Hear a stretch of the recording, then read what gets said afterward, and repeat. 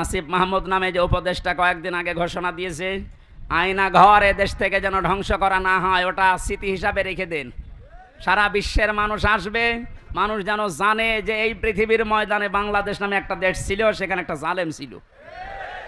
মানুষ কত কঠিন হৃদয়ের হলে আয়না ঘর বানাতে পারে, আমারে মাথায় আজও ধরে না।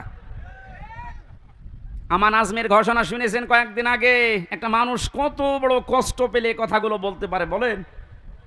অনেকে বলছেন আমরা মাফ করে দিলাম। হ্যাঁ, মাফ করে দিয়েছেন, ঠিক আছে। সারা দেশের 18 কোটি মানুষ যদি মাফ করে দেয় আয়না ঘর যারা জড়িত ছিল, ব্যারিস্টার আরমানের বউ মাফ করবে না, জীবনও করবে না। আপনি ওই জায়গায় পৌঁছাননি তাই বুঝতেছেন না। আমি মাত্র কয়েকদিন ছিলাম মাটির নিচে।